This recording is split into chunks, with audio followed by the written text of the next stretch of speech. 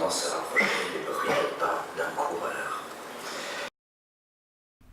À côté de lui, pantelant comme s'il avait fait plusieurs fois le tour du parc au pas de course, se trouve un étudiant ou quelqu'un qui s'efforce d'y ressembler avec succès.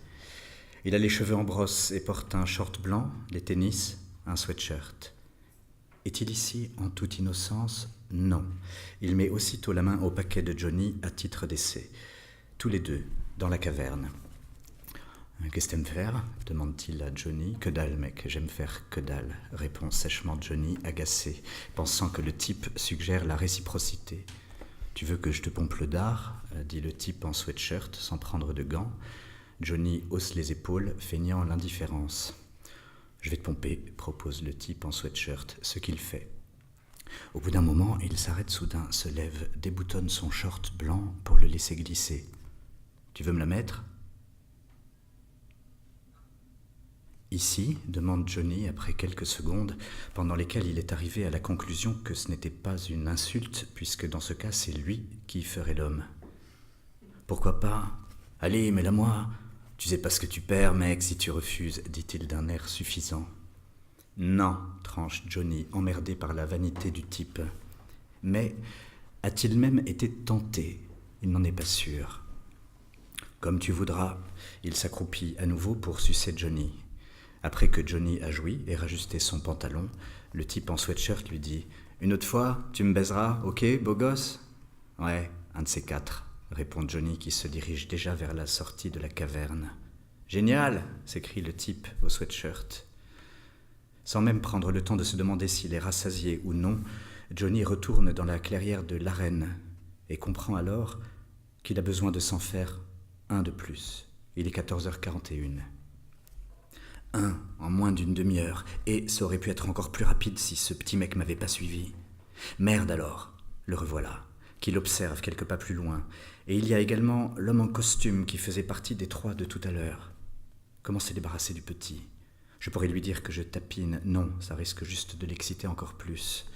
Il va vouloir me ramener chez lui. Je pourrais lui parler comme à une merde, non, ça risque aussi de l'exciter. Il fonce vers la grotte, mais à l'intérieur, la vision inattendue est un véritable choc. Le type qui se tripotait un peu plus tôt est en train de sucer le jeune homme blond avec les bottes Wellington et désormais sans maillot de bain. Johnny se précipite à l'extérieur, étrangement secoué. Tout à son égocentrisme, il a oublié que d'autres, dans tous les recoins du parc, s'envoient en l'air, sans lui. Là aussi, la morale de Johnny Rio, comme ses goûts en matière de sexe, est parfois à sens unique.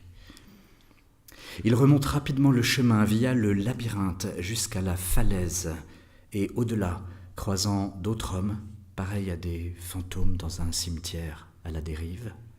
Ne les encourageant pas pour une raison ou pour une autre, bien que tous le matent, il est sans aucun doute l'attraction principale du parc.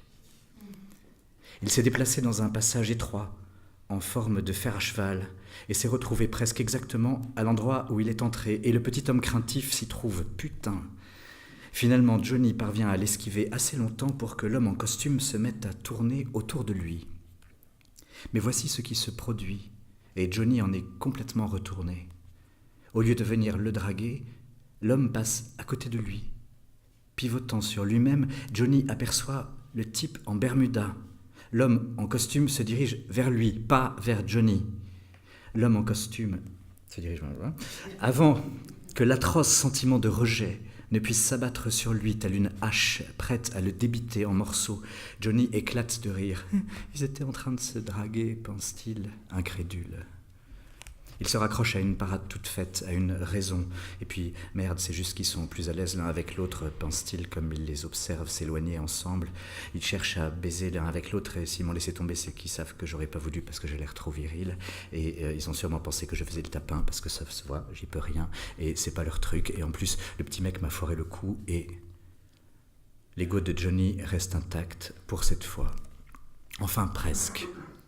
Johnny échappe au sentiment de rejet, car aucun des deux hommes n'était, et de loin, aussi beau ou excitant que lui, et il le sait.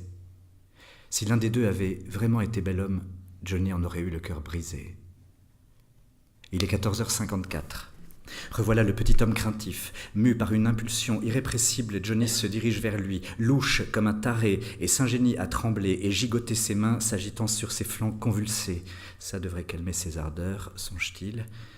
Mais il cesse ses contorsions dès qu'il voit quelqu'un d'autre s'approcher. Un jeune mec, 18 ans tout au plus. Jeune, beaucoup trop jeune, comprend aussitôt Johnny, comme il s'éloigne. Dépasse le petit homme, ça l'a bien refroidi au fait. Éprouvant une drôle de tristesse pour le gamin si jeune, et déjà ici, parmi les chasseurs affamés. Mais le môme, se frayant un chemin dans les broussailles à toute vitesse, l'intercepte sur le chemin. « Ça te dirait de faire un tour avec moi ?» demande-t-il d'une traite, comme si c'était sa seule manière d'arriver à prononcer ces paroles. Un jeune homme, aux cheveux blonds vénitiens, avec des yeux bleus, très bleus. Il sera beau à tomber quand il sera un homme. « Tu veux bien ? Mon Dieu, on dirait un lapin de 3 semaines. » Il rappelle quelqu'un à Johnny. « Je suis pressé. » est la seule chose que Johnny trouve à répondre, tandis qu'il se précipite pour quitter l'arène. Au dehors, il y a 9 voitures, éparpillées jusque sur la route. Inexpérimenté ou pas, le gamin a de la suite dans les idées, il a suivi Johnny. « Où tu vas ?» lui demande-t-il. « Je redescends, ment Johnny. »« Tu peux m'emmener, s'il te plaît ?»« Tu vas quand même pas me dire que t'es monté à pied, bon sang. Si. » ?»« Grimpe, dit Johnny. » À peine sont-ils en voiture que le gamin tend le bras pour toucher la cuisse de Johnny, ses doigts bondissant vers son entrejambe. L'espace d'un instant, Johnny le laisse faire et pense « Mais c'est pas du tout un novice. Peut-être qu'il est plus vieux qu'il n'en a l'air, peut-être. » Il interrompt le cours de ses pensées, repousse rudement la main du môme. N'empêche, il est trop jeune. « Aïe !» Mais les yeux bleus du gamin brillent de satisfaction.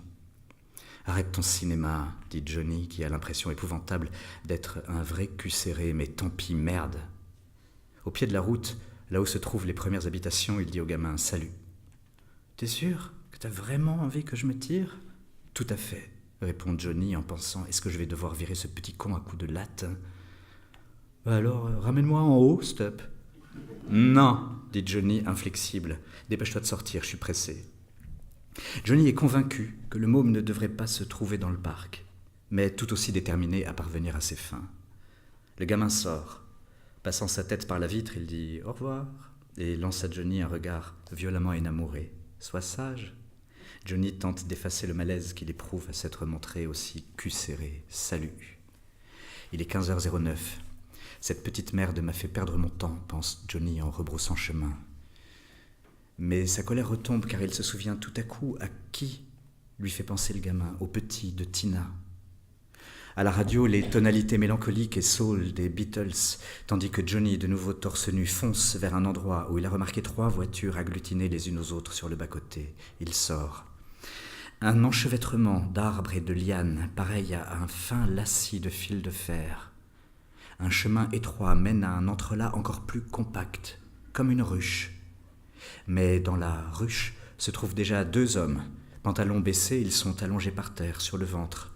L'un fait des va-et-vient au-dessus de l'autre. Ils n'ont pas entendu Johnny approcher, à moins qu'ils aient atteint le stade où plus rien ne pourrait les arrêter. Johnny fait aussitôt volte-face.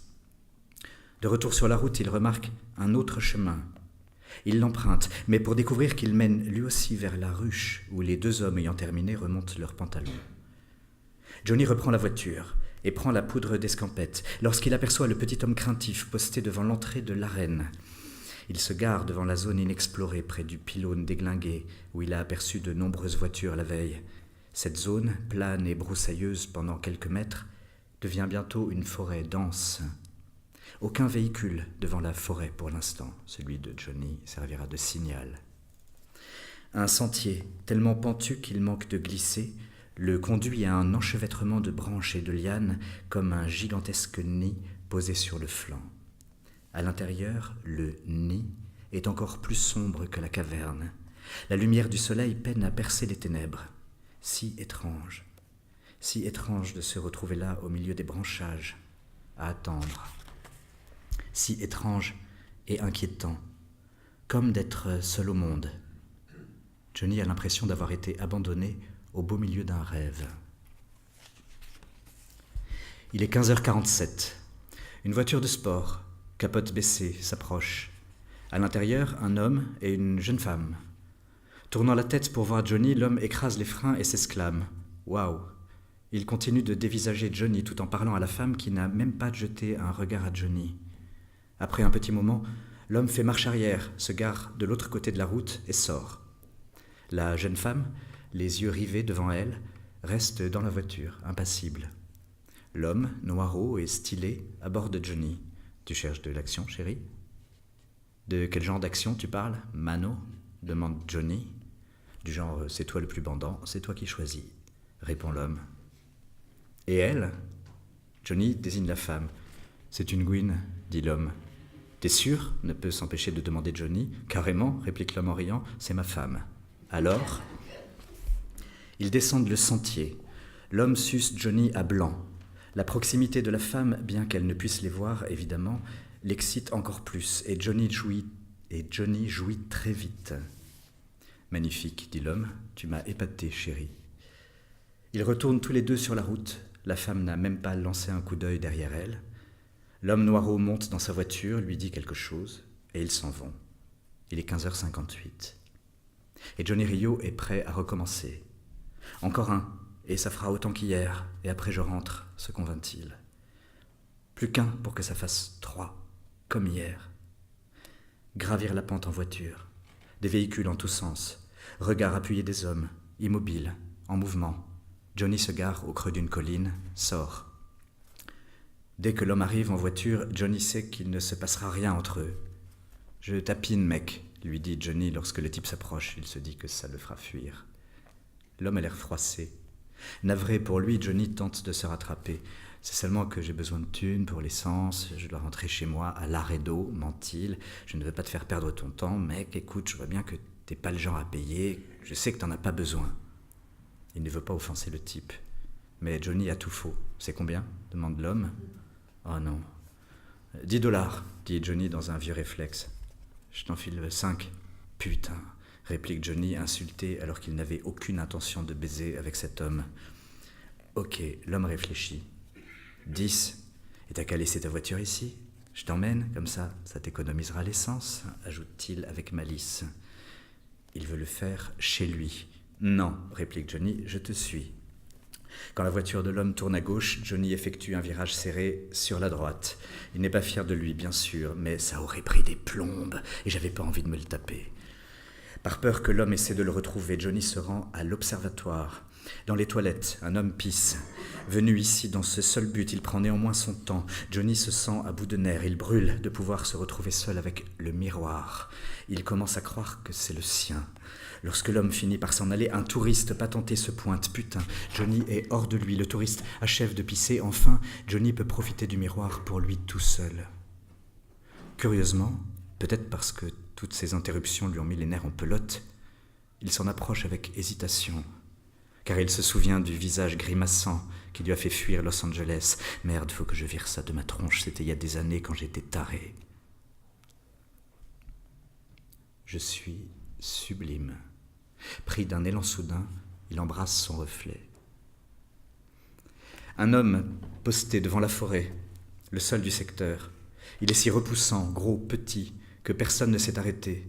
Bien qu'il soit évidemment désolé pour lui, Johnny passe lui aussi son chemin. Il est 16h33. Dans l'arène, le jeune homme en maillot de bain a disparu avec la serviette et tout le reste.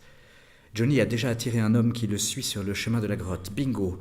Mais juste avant d'arriver, l'homme a un moment d'hésitation. Un autre beau jeune homme se tient plus haut sur le même sentier.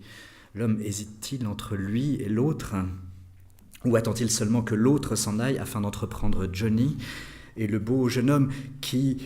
Johnny préfère ne pas savoir, plutôt que de courir le risque d'être rejeté, il sort de l'arène. C'est moi qui les ai plantés. Il est 16h42. Dans la ruche, son visage et ses cheveux semblent avoir été plongés dans de la peinture blonde, comme si la blondeur avait été badigeonnée, puis fixée, mais il a des yeux extrêmement sombres, peut-être noirs, ou est-ce l'obscurité qui les fait sembler tels ? L'homme fixe Johnny qui quitte le chemin pour entrer. À peine quelques secondes plus tard, Johnny a les yeux baissés sur la tête blonde qui va et vient entre ses jambes. Mais il a beaucoup de mal à jouir. Le blond plein de détermination le suce sans faiblir. Johnny, décidant qu'il n'a pas d'autre choix, repousse la tête blonde, puis la place plus bas pour lui intimer de lui lécher les couilles pendant qu'il s'astique jusqu'à la jouissance. Le blond se pelotonne entre les cuisses de Johnny. Au moment même où il est sur le point d'abandonner, Johnny perçoit un afflux entre ses jambes.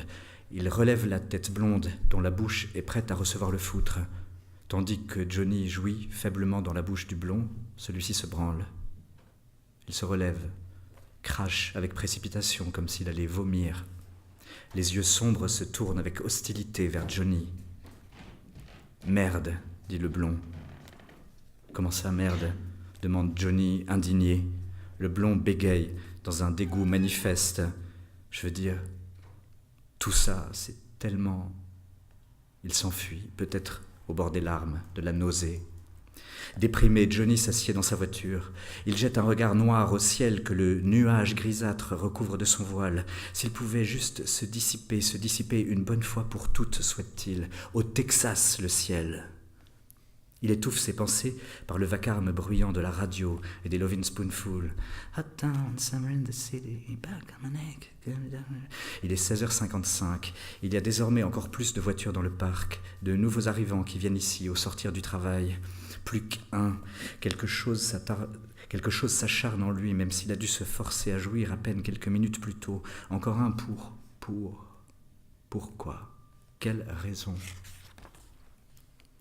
Ouais, encore un pour compenser celui de Lafayette Park le soir où la voiture a déboulé, c'est ça. C'est ce truc qui arrête pas de me turlupiner. Il tente de justifier sa frénésie. C'est tout, je rattrape le coup et je me barre, se persuade-t-il, soudain inquiet. Plus qu'un. Le gros homme, triste et moche, attend toujours devant la forêt, l'air accablé, seul. De retour dans l'arène, le labyrinthe, Johnny, debout sur la falaise, observe en contrebas un oiseau écrasé sur la route. Le corps de Johnny se crispe à cette vision. Il s'en va vers un arbre qui cache cette partie de la route. Un jeune homme, dans les 25 ans, beau garçon et légèrement efféminé, ce qui détonne donc quelque peu ici, puisqu'en général, les folles, a remarqué Johnny, restent à l'écart du parc. Il se tient tout près de lui. « Mais il met des plombes !» Johnny se frotte la queue pour la faire ressortir sous son pantalon. « Tu veux venir chez moi ?» demande aussitôt le jeune homme efféminé. Submergé par l'angoisse, Johnny s'étrangle presque. « Impossible, je suis pressé. »« Oh, je vis pas loin, » dit le jeune homme efféminé. « Et j'ai vraiment un super appart, je l'ai aménagé moi-même, des rideaux en velours rouge, j'ai même une statue du dieu grec Apollon dans mon jardin, je vais y installer une fontaine. » Tout ce temps perdu, pense Johnny, pressé par l'urgence. Tout ce temps, je pourrais partir. J'ai vu un autre type aux aguets pas très loin, mais alors tout ça n'aurait été qu'une perte de temps. L'homme efféminé finit par lui mettre la main au paquet. « Suce-la-moi » s'entend dire Johnny, bien qu'il ne soit même pas certain de pouvoir bander.